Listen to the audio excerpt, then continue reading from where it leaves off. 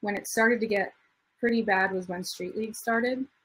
There were super like high stress moments, and you know, if he wasn't doing well, or it was usually when he wasn't doing well, at hotels there would be violence at hotels, and those were scary. So when you mentioned earlier, there must have been some fun times. Like street league was really fun, you know, especially the early days. It was like camp, you know.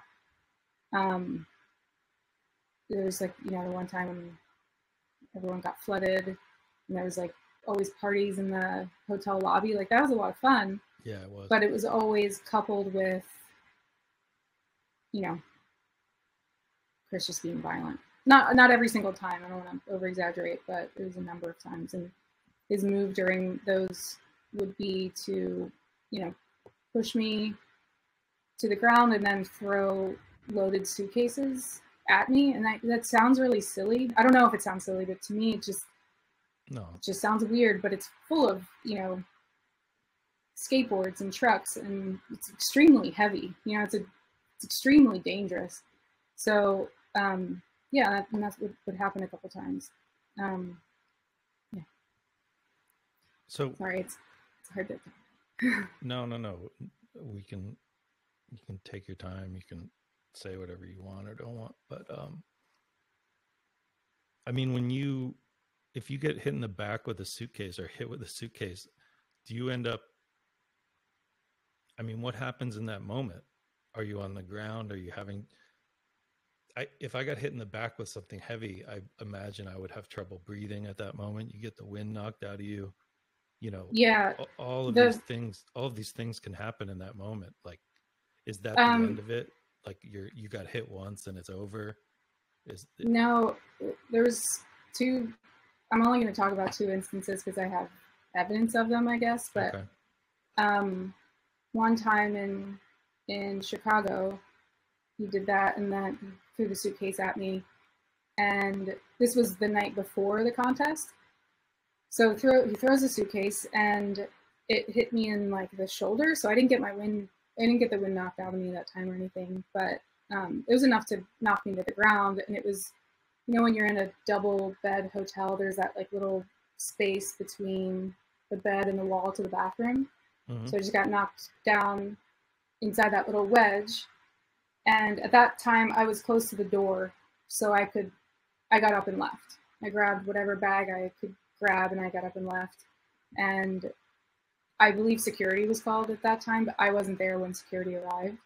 So I left, and I went downstairs and got a lift to the airport. So I wanted to leave. This is also like years of this happening. Like I knew what was coming, so I knew that I should leave. Yeah. So I went to the airport, but by the time I got to the airport, he had turned all of my cards off, so I couldn't leave. I couldn't get a flight out.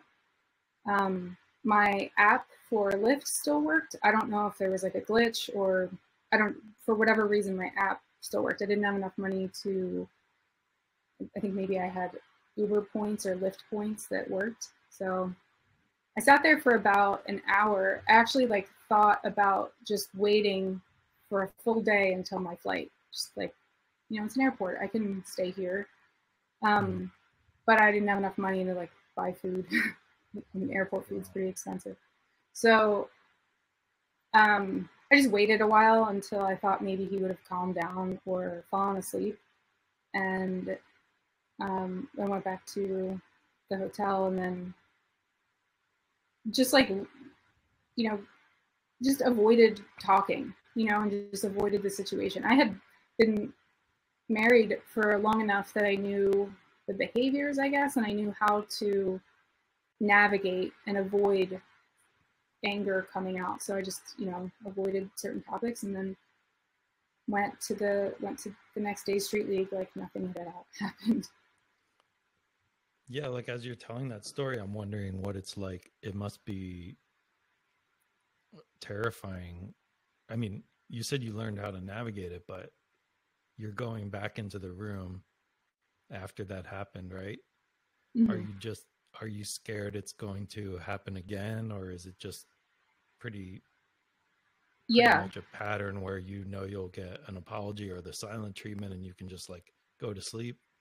Yeah, I guess in that moment, like you said, the pattern. So this wasn't new behavior, so I knew what was going to happen. And I wasn't afraid that he was going to attack me in that moment or anything, but I was afraid of the guilt trips and the next phase, and inevitably me having to accept an apology and act like nothing had happened. Like that felt like such personal betrayal to myself, and that was really what was hard in those moments.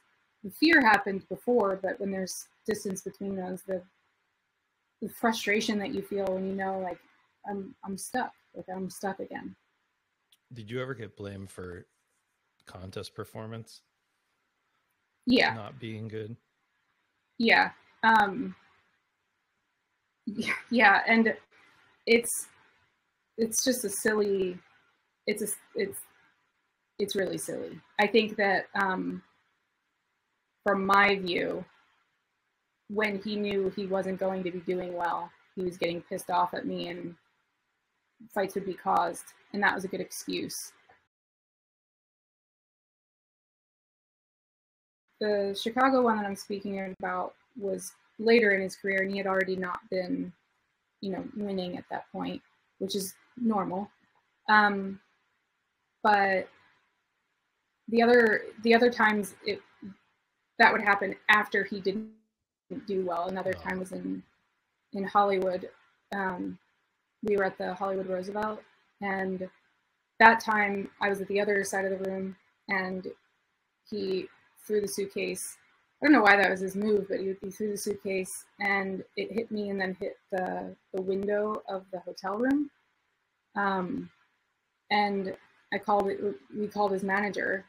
I don't know if I called his manager or he called his manager, and he told him what happened. And his manager called the hotel and said, my athlete's in your room, and closed the window too hard and the window shattered. So just kind of skirted that so that we weren't charged for it.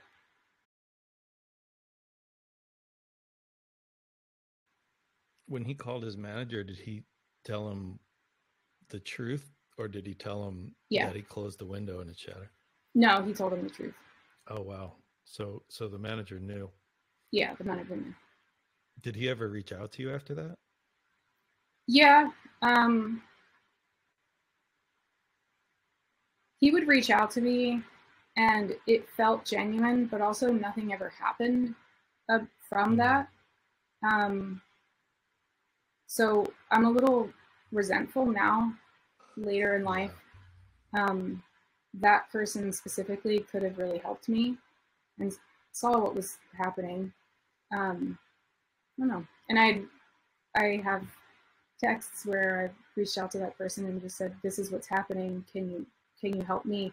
I had during that time, I had phrased it to everyone that I reached out to as helping Chris, because this was, all of our friend circle was employed by Chris, so me telling them was a direct, financial conflict. They had vested interest in keeping Chris's news and business quiet.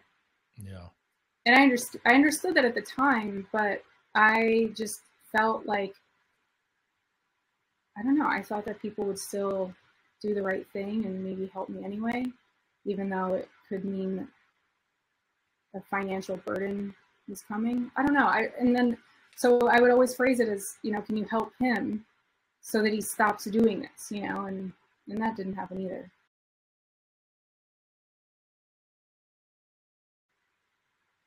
But when you decided to talk to the manager and talk to and try to reach out to people about this, were you basically at was that a breaking point for you? Like, I need to talk to people? Yeah.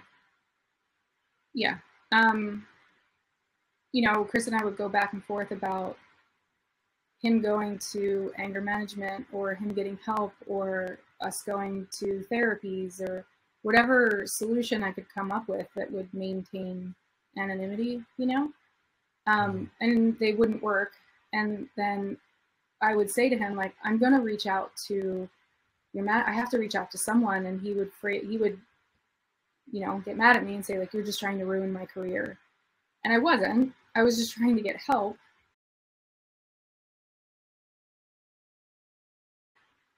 It's hard for me to admit this because it's my family, but I'm really hurt by my family for not stepping in sooner and putting their foot down sooner. I understand that I lived in California and I was isolated, and I hid a lot of this because I was embarrassed and scared of what they would say, and scared of people not believing me, or mostly scared that people wouldn't think it's a big deal and that I would just feel really alone and isolated even further.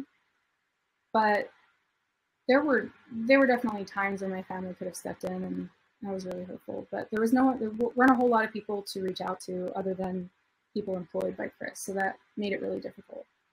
And to go back to when you were asking, are other girls in this situation, you know, with skateboarders, the hardest part about being in a domestic violence situation with someone that is well known is that it is in a lot of people's best interest to keep that quiet, whether it's a social cachet that they're trying to cash in on, like, well, I don't want my friend to not be famous anymore because then we're not going to be the cool kids, or whether it's literally a financial burden for someone. So a lot of the people around me weren't on my side. So that was that's hard even now. I'm still seeing certain people not give a shit, and that's a real bummer.